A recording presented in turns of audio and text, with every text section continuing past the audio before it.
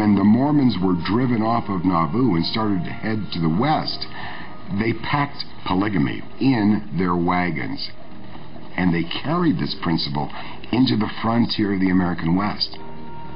They felt if they were free of the United States, they could practice this aspect of their religion as revealed by Joseph Smith.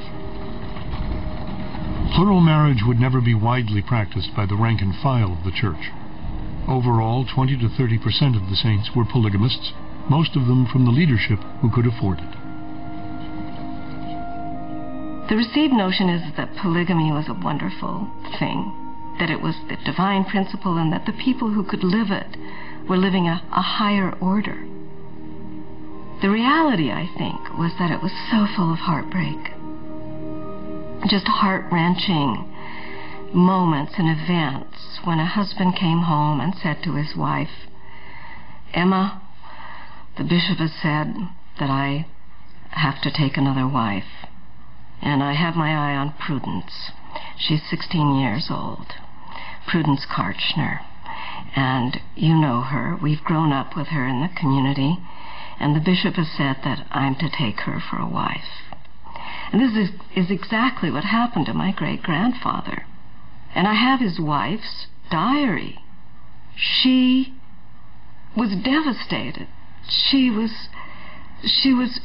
just couldn't believe that this man with whom she had several children and had a wonderful life, that she was now going to have to share him with a 16-year-old girl. She was 30. That 16-year-old girl was my great-grandmother. And it took a few days of going out for walks at night and talking, and then everybody adjusted to the idea. Yes, we're going to have another wife, and it isn't I'm going to have another wife, but we're going to have another wife. They really did try and make it work, because they, again, the idea of perfect obedience. You simply can't say, "I won't do this." You can't say that and still be a good Mormon. In 1852, the Mormons ended the secrecy, publicly announced they were practicing plural marriage, and began to preach it from the pulpit. In Victorian America, editorials raged against imagined harems and concubines in Utah. Protestant ministers denounced the practice, and the outrage spread through sensational popular novels. And the stories included women beaten within an inch of their lives, locked in cellars, escaping across the desert. It's the stuff of great drama.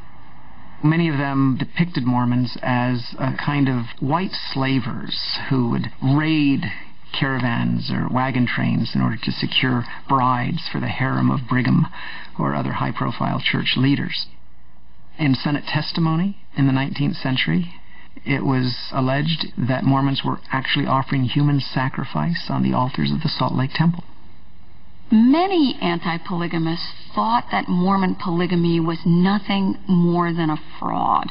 They thought these priests had delegated themselves with sexual opportunities that they denied to the rest of the men in their own society, and that they had denied women their own natural inclination to monogamy.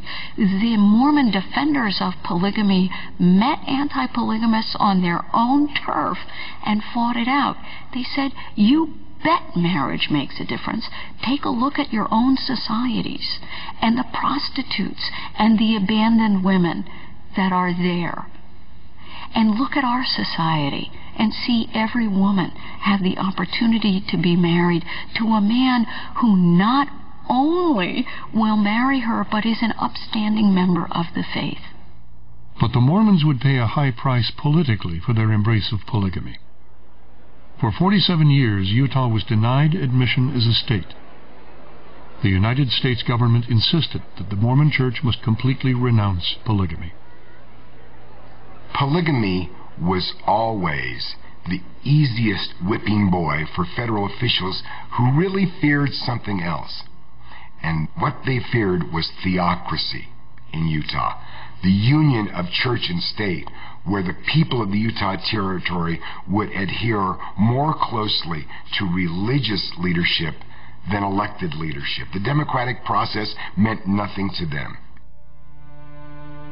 Brigham Young passionately defended plural marriage until his death in 1877. 50,000 people came from across the country to view his simple coffin, wreathed in white wool, and to pay their respects to the leader who they felt had saved the church and made Joseph Smith's vision a reality. His successors continued the struggle, and the U.S. government declared polygamy a felony and began to imprison hundreds of Mormons. And when the Utah Territorial Prison filled up, and the Idaho Territorial Prison filled up, and the Arizona Territorial Prison filled up, they began sending them east to Nebraska and even to Detroit. They were being convicted by the hundreds, and so men had to often hide out. When we focus only on the suffering imposed on families whose husbands went to jail, we're not really taking a look at the big picture. To the extent that there was a simple story of innocent, separatist, utopian existence stomped on without provocation by the rest of the country, then I think we've missed the really interesting part of 19th century Mormonism, which is that they claimed a separate political life and the power to control those within their borders, and the ability to keep the rest of the world out of that control. Congress comes after the Mormon people in the Utah Territory with every weapon at their disposal. In 1887, they passed the Edmunds-Tucker Act. No longer is it aimed at the individual. Now we will target the church itself. We will seek to prohibit immigration of people to the United States who are Mormon. We will disfranchise members of the Mormon Church. They will not be allowed to sit on juries. They will not have the right to hold office. They will not have the right to vote. And we will seize the property of the Mormon Church. In 1890, under enormous pressure, the new leader, Prophet Wilford Woodruff, issued a manifesto that he would only years later describe as a revelation. In it, he announced that from this time forward, the LDS Church renounced polygamy. But if you read that statement, it is little more than a piece of advice. It is not a commandment. There is no "thus saith the Lord" in the document. It is not described as a revelation. And I think that Wilford Woodruff and some of those authorities working with him simply looked upon the manifesto as a device to somehow get the government to back off, and they hoped that the manifesto would save them. The Church's official renunciation of polygamy and other political concessions finally led to statehood for Utah in 1896. But some Mormons continued to practice plural marriage in secret, even when the Church threatened them with excommunication. For Mormons to walk away from polygamy was related very directly to their understanding of how one was saved. Sometimes I think it's easier to think of if you went to another Christian and said, the United States is going to legislate against baptism. You can't baptize anymore. Well, what would they do? They would start doing it in their swimming pools. They'd dig a hole in their basements. They would still baptize.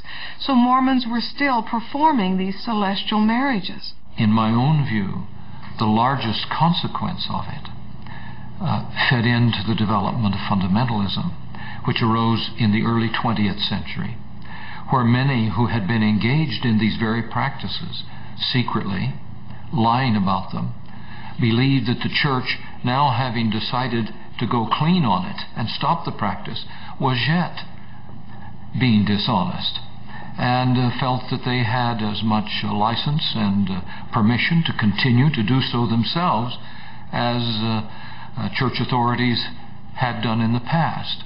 As the 20th century progresses, the leadership of the LDS Church makes the decision to no longer just be passively opposed to polygamy. They decide to aggressively root out the practitioners of polygamy because they believe they're an enduring stain on the reputation of the Church. And so the Church develops an informant system. They develop a close working partnership with local law enforcement to identify church members, identify them for prosecution, to make a dramatic show of the formal breaking of the LDS Church with any vestige of polygamy. But all that would backfire in 1953 when state troopers with church support raided the small polygamist community of Short Creek, Arizona.